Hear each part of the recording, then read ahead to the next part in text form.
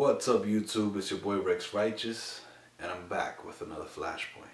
Alright, so we got a crazy, crazy year coming up. If you don't know about my Flashpoints, I've been changing them up for boxing, and now I get to cover two boxing topics that I like for the week. But we have a crazy year. We're looking at Keith Thurman, Garcia, Golovkin, Jacobs, and that's just in March. We also have Canelo Chavez coming up, Brooks Spence, Klitschko, Joshua, which I don't see many people talking about in my Facebooks or forums like that. We also have Lemieux Stevens, Hey Bellew, which is coming up soon on the 3rd. No, is it?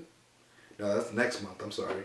And Rios Ortiz. I don't know if you guys are hype about that. But anything for boxing is good, you know. But of course, the favorite is Thurman Garcia. Potential fight of the year. Okay, so I'm gonna go ahead and try breaking this fight down.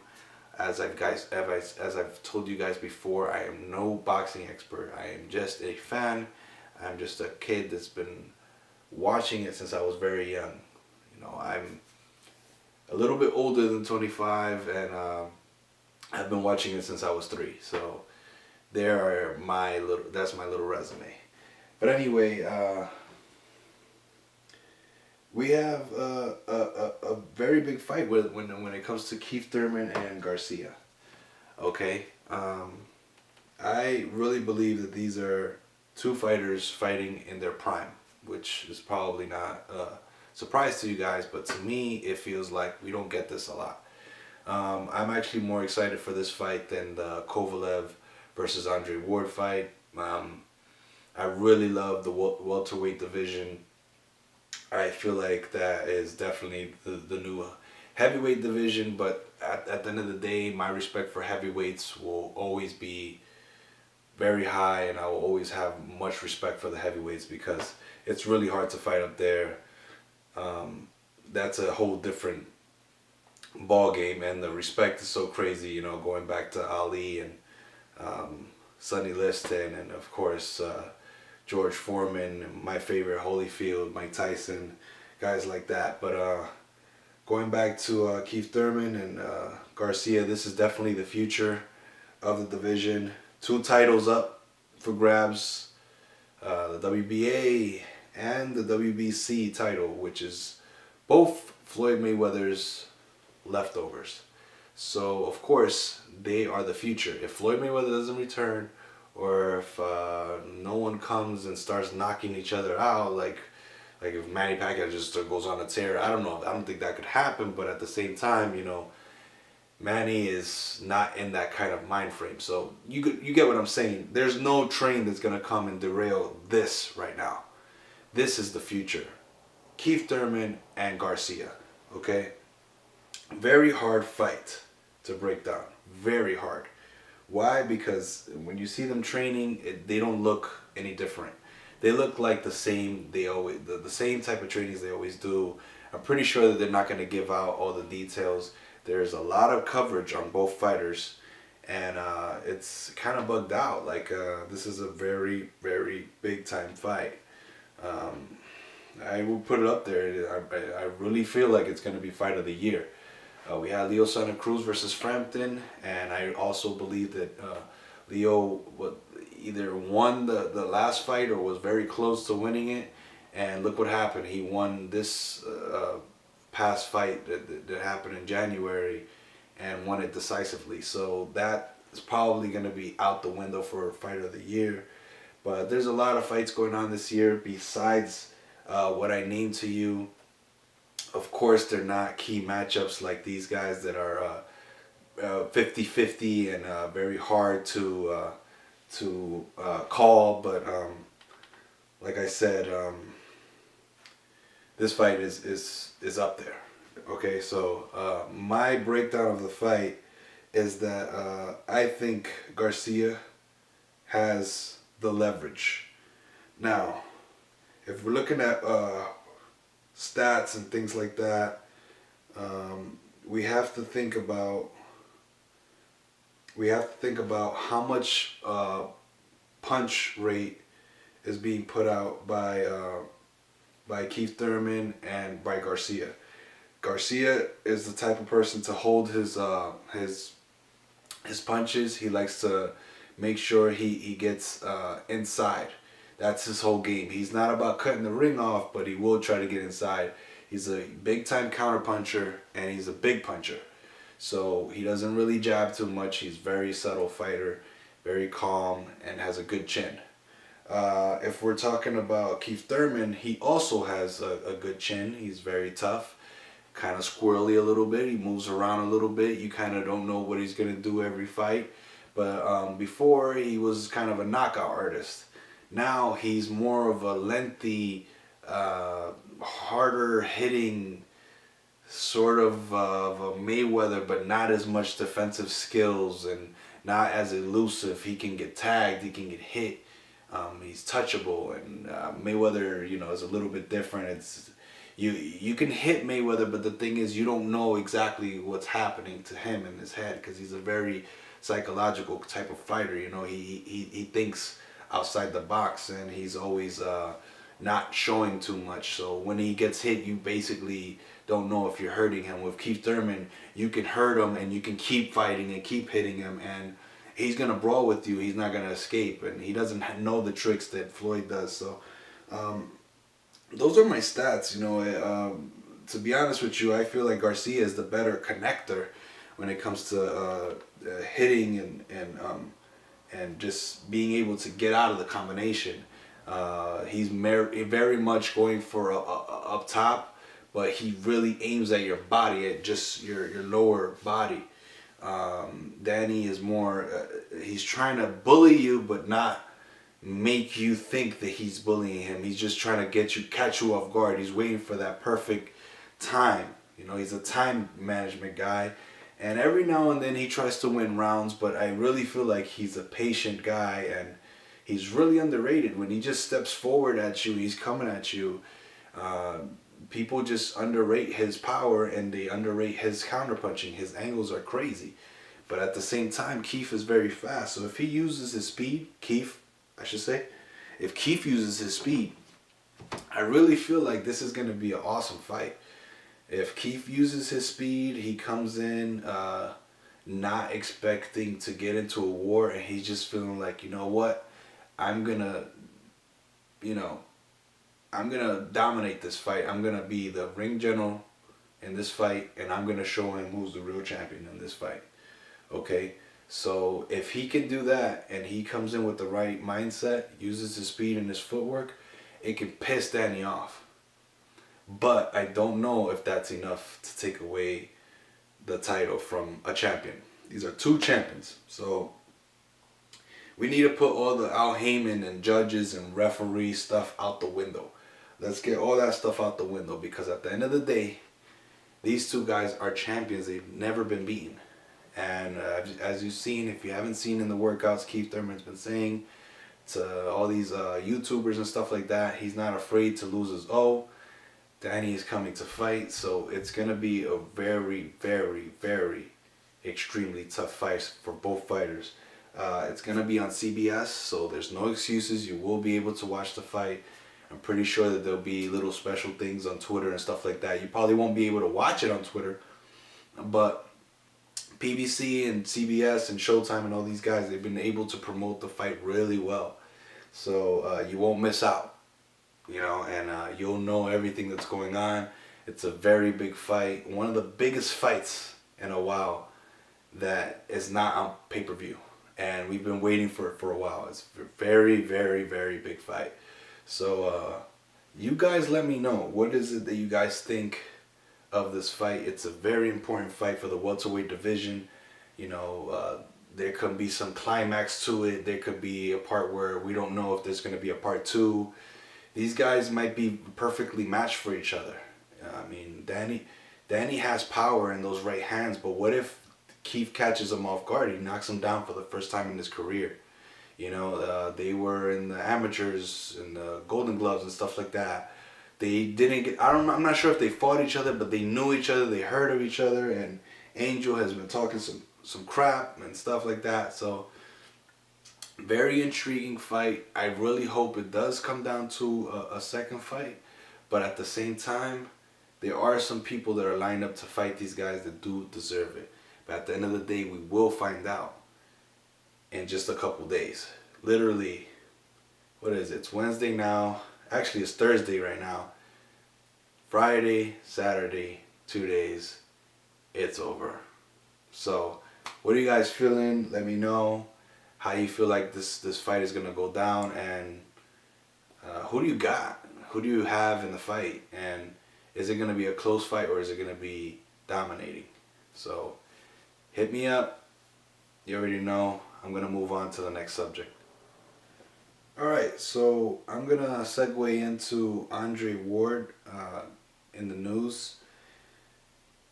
He's made a statement on his Twitter, and I wanted to speak on that, but I do want to say something really quick and just drop this little gem in the video to let you guys know that Marquez is firm, said on Boxing Scene, that he not even 100 million, not even 100 million will he take for Manny Pacquiao. So that is a pretty firm decision. He's pretty sure about what he wants to do, and he's not facing Pacquiao anytime soon. He wants no part of it, and I kind of understand where he's coming from with that. But at the end of the day, people want to see it, and he's saying no. He wants to move on. So the Pacquiao team needs to let him go, let him slide off already. He needs to just let that go. It's not coming back. I know it's a crazy rivalry, and I know that one day they could probably make a movie off that. That's an amazing series, and I'm pretty sure that Marquez can make his own movie about that. That is a crazy series, man. But anyway, going to the Andre Ward quotes and things like that. It says Team Kovalev not in control. They can stay mad. That's the headline. Andre Ward is basically saying he's in control. No one can tell him what to do, and at the end of the day, it's whatever he says. He has all the titles. He's the one that won, and he's the one that is gonna make the decision on how are things gonna go down. So here's the quote, and bear with me as I read this. A lot of talk about the details of a rematch. Nothing is official or taking place until you hear something from my side. It's that simple. The other side can kick and scream all they want. They can leak info until the cows come home. They are not in control. They are mad. All these old boxing tactics of having their friends in the industry write disparaging things doesn't move my team. We are focused. The other side is mad because they are not in control. Well, as far as I'm concerned, they can stay mad. Word stated. Okay, so my little issue with this quote is only one thing. There's a rematch clause, and I know that he wants to tweak them. I know that he wants to go in and switch up the contract, and it's probably going to happen. He probably has to tweak that contract, even if it's a little bit, even if it's 0.1%. Andre Ward is going to want to tweak it. Now, if you think about it, there are not too many guys at the 175 division that can face him on the drop of a hat like that. But at the end of the day, the fans want to see Kovalev, and he needs to fix that problem. I don't know the 175 division that well, and I've heard of some guys that can fight him, but at the end of the day, there's not too many. There's not a huge list. It's not like the welterweight division. I hear that the 168 division is pretty stacked, and there are some names. I shouldn't say that there aren't many, but at the end of the day, Kovalev was the guy that he beat, and it was a very close decision. Whether you agree or not, Andre Ward has to figure a way to fix this. He can't just retire. Now, I know he's playing a political game, and I know he's messing around with the media, and he's trying to flip things, and I don't absolutely agree with everything he's saying. I view that fight very differently than a lot of fans. Kovalev won that fight, in my opinion. I think it was a very close fight. But even if it's a close fight, you should still consider that your opponent was not the usual. Don't treat him like he's nothing, like you had no problems. You got knocked down in that fight. You know what I'm saying? Andre Ward got knocked down in that fight. So you need to fix that. You know what I'm saying? You need to recover all that stuff. And you're doing what you have to do to make the fight happen. I really believe that the fight is going to happen. And to be honest with you, if I just named all these fights that are going to happen this year, if he doesn't throw his name in there, he's going to get left out. And eventually what's going to happen is those titles are going to have a ticking time bomb on them. And he's going to have to figure out what he's going to do because it costs money to keep these titles. So, you know, as you know, with Canelo, that's what happened with him. He didn't want to keep it. He didn't want to keep paying. And he didn't care about it. He doesn't care about it. So, to be honest with you, I really want to know what you guys think of this. Andre Ward is definitely getting closer to signing a contract, but he's trying to put everything on his favor. And I cannot argue with him. On the business sense, I cannot argue with him. I know that he is stalling, you know. There's a little bit of stalling there. But that's not like a negative thing. It's the things that he says that makes people get really agitated. And it's not old school where it's like Marvin Hagler's just like, you know, just fight me, man. Fight anywhere. You know, it's not like that, you know. And he doesn't want to be that kind of guy. He doesn't want to promote that. He wants to do it his way. And I can respect that. But as I said to you earlier, I really feel like the fight was very close. And at the end of the day, I feel like Kovalev won.